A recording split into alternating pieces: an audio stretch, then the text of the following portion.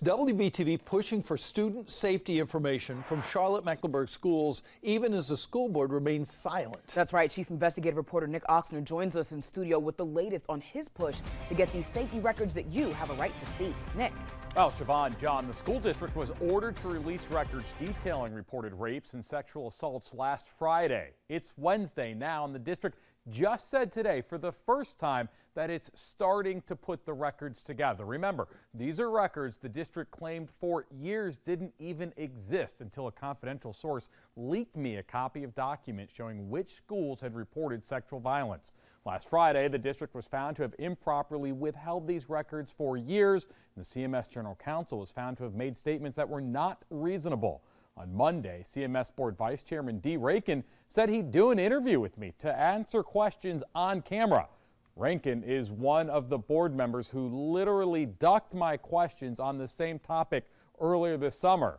But neither Rankin nor board chairwoman Stephanie Sneed are willing to explain to parents and students why the district has kept these records secret. Here's what happened when I tried to talk to Rankin, Sneed, and the board before last night's school board meeting. Ms. Klein, Nick Oxner at WBTV. How's it going? Miss Easley? Miss Sneed? Miss Sneed, Miss Ship, Miss Nunn? Why is none of the school board willing to answer our questions about student safety? Mr. Rankin wrote in an email he was willing to answer our questions on an interview, but now he won't schedule one. Mr. Rankin, when are we going to be able to ask our questions? I now call to order the August 27th meeting of the Charlotte-Mecklenburg Board of Education.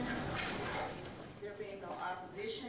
Well, so neither Chair Stephanie Sneed nor the board's lawyer, Andre Mays, have offered any explanation as to why CMS said in court under oath that these records do not exist. And in today's update, lawyers for CMS did not give any timeline of when they'll finally produce these safety records, despite that new court order that they must finally make this information public. Don't worry, we will continue pushing. Back to you.